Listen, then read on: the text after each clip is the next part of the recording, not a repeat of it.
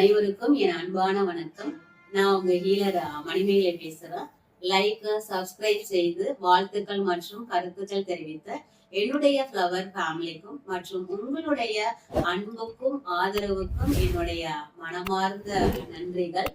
இன்னைக்கு நம்ம பார்க்க போற பாஷ் ஃப்ளவர் ரெமடியில ஃப்ளவர் நேம் வைன் கேரக்டர்.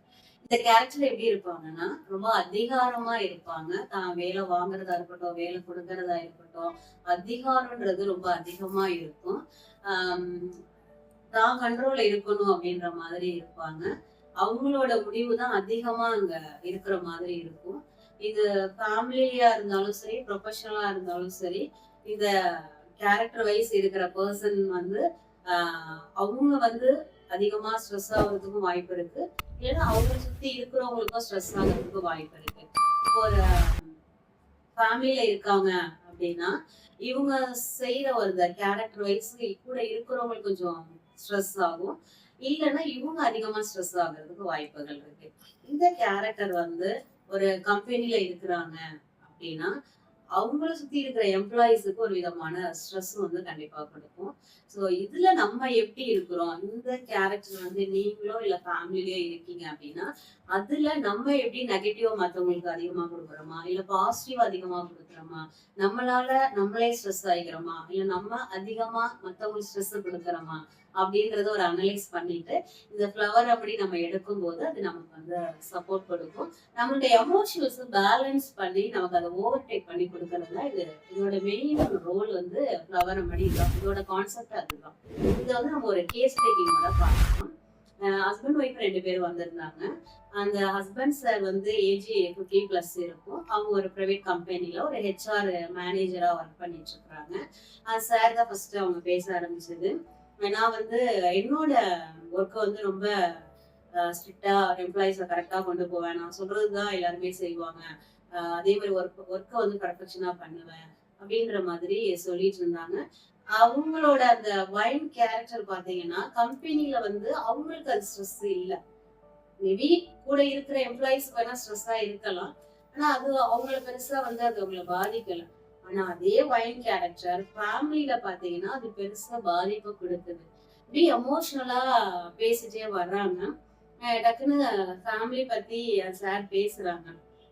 வீட்டுலதான் நான் சொல்றதை கேட்கல, என்னோட முடிவை கேட்க மாட்டாங்க அப்படின்ற மாதிரி பேச ஆரம்பிக்கிறாங்க.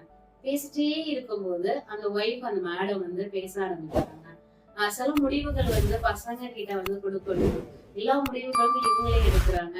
ஒரு கம்பெனில எப்படி ஒரு மேனேஜரா இருக்கிறாங்களோ சோ அதே மாதிரி ஃபேமிலியுமே இருந்தா அது இப்ப இருக்கிற ஜெனரேஷன் பசங்களுக்கு வந்து அந்த ரிலேஷன்ஷிப் ஒத்து வர மாட்டேங்குது. சோ அவங்களுக்கான ஸ்பேஸ் வந்து நான் கொடுக்கணும்னு சொல்றேன். பட் இவங்க கேட்க மாட்டாங்க அப்படின்ற மாதிரி சொல்ல ஆரம்பிச்சாங்க. பசங்களும் பாத்தீங்கன்னா 2 பேரு, பொண்ணு பையன் 2 பேருமே காலேஜ் லெவலுக்கு வந்துட்டாங்க. இது அம்மாவோட ஹஸ்பண்ட பத்தியான ஒரு புரிதலோட அங்க எக்ஸ்பிளைன் பண்றாங்க. இது ஒரு பசங்க சரி, இது ஒரு ஒரு ஸ்ட்ரெஸ் அவங்களுக்கு ஒரு இஷ்யூஸ் ஆகுது. அட் சேம் டைம் வந்து அவங்களோட மாமனார் மாமியார், அதாவது அந்த ஹஸ்பண்ட் சாரோட அப்பா அம்மாவுக்கும் அது ஒரு மாதிரி ஸ்ட்ரெஸ்ஸா கொண்டு போகுது. இப்போ நார்மலா டெய்லி வாக்கிங் போகணும் அப்படின்றது அப்பா கிட்ட வந்து அம்மா கிட்ட வந்து சார் கேட்கும் போது 1 or 2 days அவங்களால போக முடியல. ஏஜ் ப்ராப்ளம் கொஞ்சம் போகல அப்படின்னா இவங்க வந்து ஸ்ட்ரிக்டா ஆனா அந்த அன்பு இருக்குது. ஆனா அது வந்து அதிகாரமா காட்டும் போது அது ஒரு மாதிரி அவங்களுக்கு ஸ்ட்ரெஸ் ஆகுது. என்னால முடியல, இன்னைக்கு நாளைக்கு போறப்பா அப்படின்ற மாதிரி அவங்க பேரண்ட்ஸ் தான் அவங்க சொல்றாங்க ஏஜ் வைஸ். பட் இவங்களுக்கு வந்து என்னன்னா நம்ம சொல்றதை கேட்கல, நம்ம நல்லது தானே சொல்றோம், ஏன் கேட்க மாட்டாங்க அப்படின்ற மாதிரி இவங்களே இவங்களை தன்னை வந்து ஸ்ட்ரெஸ் வந்து ஆக்கிக்கிறாங்க. இந்த மலர் மருத்துவத்தை பத்தி இந்த மேடமுக்கு ஒரு நம்பிக்கை இருந்து இவங்கதான் வந்து அந்த ஹஸ்பண்ட் சார் வந்து அழைச்சிட்டு வரும்போது எனக்கு வந்து இங்க நான் மாறணும், என்னாலதான் இங்க ப்ராப்ளம்ன்ற மாதிரி என் ஒய்ஃபு சொல்லிட்டே இருக்கிறாங்க, அதனாலதான் நான் வந்தேன் அப்படின்ற மாதிரி அந்த சார் சொன்னாங்க. ஸோ இவங்களுக்கான இந்த வைன் ஃப்ளவர் ரெமடி கொடுக்கும் போது அவங்களுக்கான பாசிட்டிவான மைண்டும் பாசிட்டிவான சேஞ்சஸும் எப்படின்னா பசங்களுக்கும் அவங்களுக்கான முடிவு அவங்கள்ட்ட கொடுக்கணும், அம்மா அப்பாவுக்கும் அவங்களோட விருப்பத்தோட அவங்க செய்யறதுக்கான வாய்ப்பு வந்து அவங்களுக்கு கொடுக்கணும் அப்படின்ற புரிதல் ஃபர்ஸ்ட் வரும், நம்பிக்கை வரும், பாசிட்டிவான மைண்டு வரும். இது வரும்போது அவங்களும் ஸ்ட்ரெஸ் ஆக மாட்டாங்க, இவங்களால ஃபேமிலியுமே ஸ்ட்ரெஸ் இல்லாம இருப்பாங்க.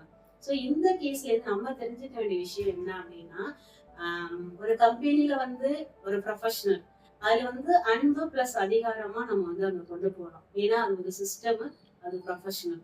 அன்பு சைலண்டா இருக்கும், அதிகாரம் சவுண்டா இருக்கும். பட் அதே வந்து நம்ம ஃபேமிலியில கொண்டு போகணுமா அப்படின்னு தேவையில்லை. இங்க அன்புனால நம்ம வந்து ஃபேமிலியில வந்து ஹாப்பியா நம்ம வச்சுக்க முடியும் அப்படின்றது அந்த வைல்ட் கேரக்டர் வந்து சொல்லியிருக்கு. மனஸ்பதியான ஒரு கவிதை. அதிகாரம் ஒரு பதவி, அன்பு ஒரு பண்பு. அனைவரையும் அன்பால் வழிநடத்து. மனச பத்திரமா பார்த்துக்கோங்க. நன்றி. மீண்டும் மீண்டும் சந்திப்போம். உங்க ஹீலர் மணிமேகலை.